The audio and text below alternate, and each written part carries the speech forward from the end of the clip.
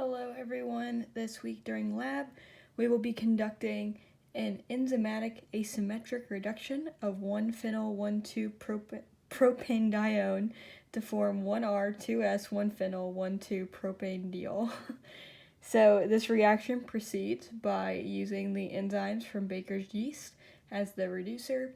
The great thing about using an enzyme as the reducer is that they are highly enantioselective, which means that while 4 stereoisomers could form from the 2 chiral centers, only 1 should form.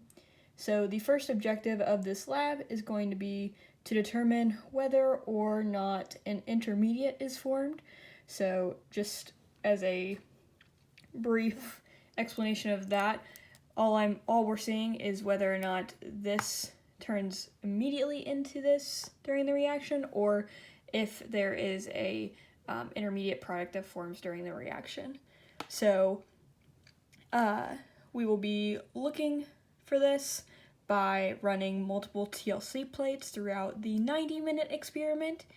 These TLC plates, if an intermediate is to form, should show 3 to 4 different spots throughout the reaction. At the conclusion of the 50-minute experiment, an NMR and an IR will be run to either confirm or deny that an intermediate is present. So the second objective is to determine that the expected enantiomer product actually forms. So as mentioned before, 4 stereoisomers are possible. So we have the 1R2S, the 1S2R, the 1R2R, and the 1S2S. So to get a better look at why the first 2 are actually favored, and by first 2 I mean the 1R2S and the 1S2R, we'll have to look at their Fisher-Newman projections. So a Fisher projection is just another way to look at a 3D molecule in a 2-dimensional way without destroying the configuration and the chiral centers. So Fisher projections look something like this guy right here. They're usually flatter, but all they show is that the phenyl group in this situation and the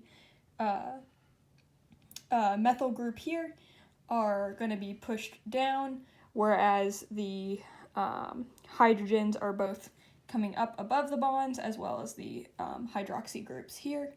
So this particular Fisher projection is called the erythro position, and all that means is that the two similar groups, so both the OH groups and both the hydrogen groups, are on the same side of the projection. So if they were, if the HA was over on this side and the OH was on this side, that'd be a different kind of Fisher projection.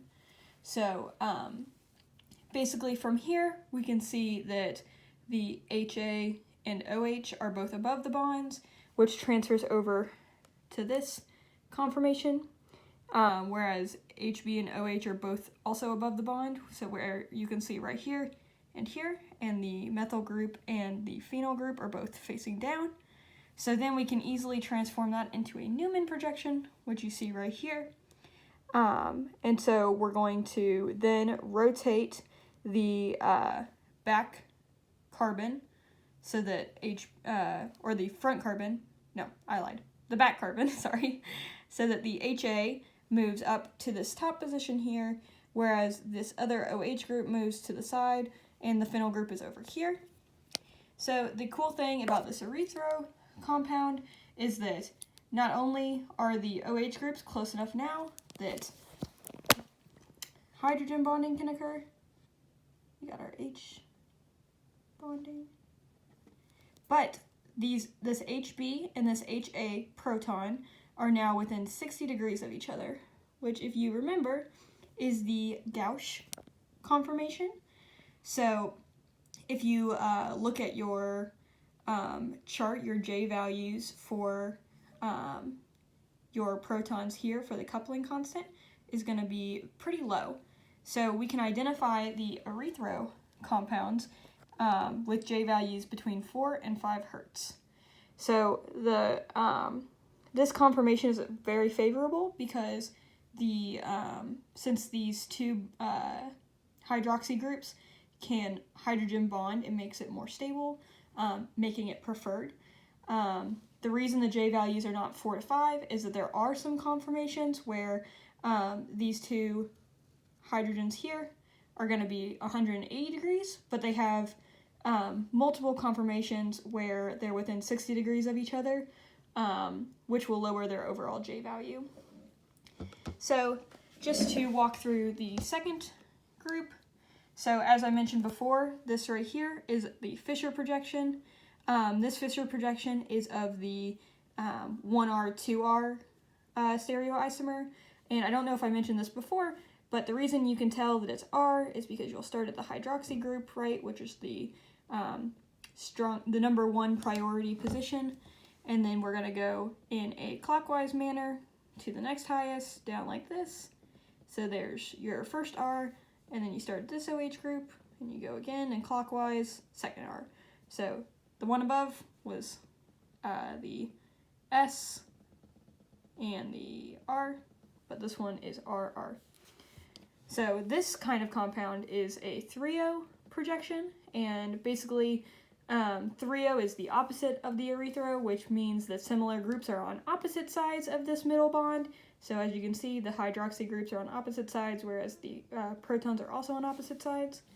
So then from there, we move into this flat molecule, where we can see the groups on opposite sides as well. Then we go into our Newman projection, and we rotate so that the OH group that's right there moves up. So as you can see, hydrogen bonding is once again occurring, so this is very nice. However, the proton here, HB, is 180 degrees away from HA, so your J values are going to be slightly bigger, between 7 and 8, because 3O compounds have multiple conformations where these protons are separated by 180, and have limited conformations where they are 60 degrees away. So just some final points. You all will be working in pairs.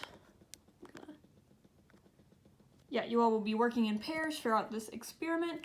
The first one will run for 50 minutes, and you will be conducting an NMR and an IR over the final product. The second one runs the reaction for 90 minutes. You'll try to take multiple TLC plates. Your TA will play it by ear to decide how much you're actually going to do. And then you will also be running an NMR at the end to confirm the enantiomer identity. You should be able to confirm based off of those J coupling values that I mentioned a second ago. Other than that, have a great week.